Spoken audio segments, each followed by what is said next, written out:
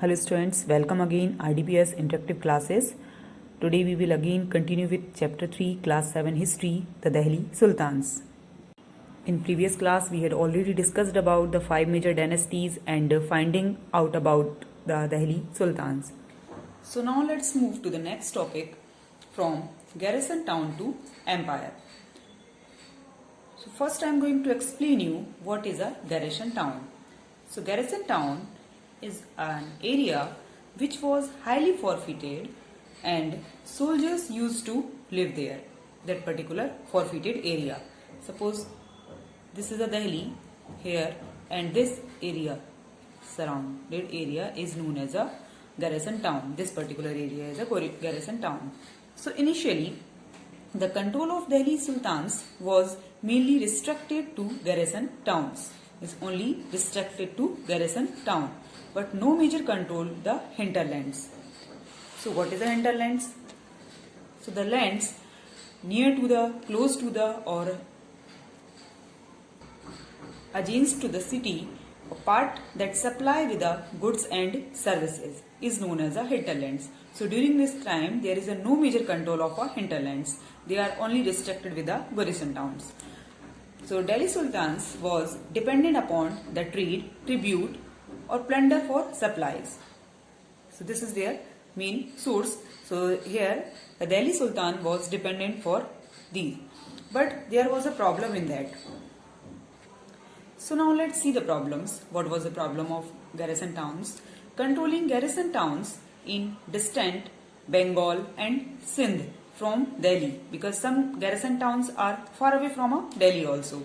They are Bengal and Sindh, was very extremely difficult because of rebellions by locals and the governors war, bad weather conditions that could disturb the communications, and Mongol invasions from the Afghanistans. And so because of these reasons, the controlling of garrison town is also very difficult. So because of these problems, the consolidations of Sultanate was very essential. Now the consolidation is very essential because Delhi Sultans facing many problems. So consolidations occurred during the reigns of Ghiyasuddin Balban, Alauddin Khiljis and Muhammad Tughlaqs. So the expansions occurred on two fronts. These two fronts are internal frontiers and the external frontiers. So now let's see the expansion of Delhi Sultanate, internal and external frontier. So internal frontier. What is the internal frontier? So the internal frontier means the hinterlands of the garrison towns which leads in close to the neighborhood of the capital cities of Delhi, and this area extended up to the forest of Ganga and Brahmaputra Doab. So we can see like this also in internal frontiers, the area of the garrison towns. Suppose one garrison town is here, this is a garrison town, and one more garrison town is also here. Okay, so this area between these two garrison towns is close to these garrison towns, means beyond to the hinterlands. So under this sultanates aimed at consolidating the hinterlands of the garrison towns.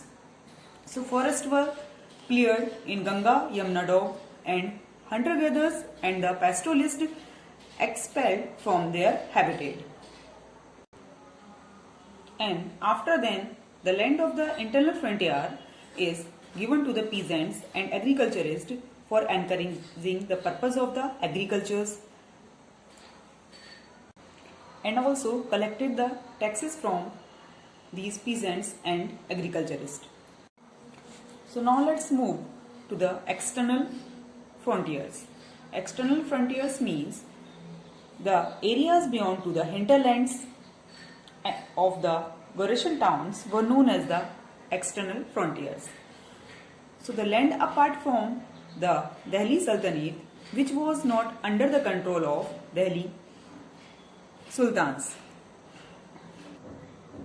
So the military expeditions into southern part of India started during the time of Alauddin Khilji and after then further expanded by Muhammad Tughlaqs.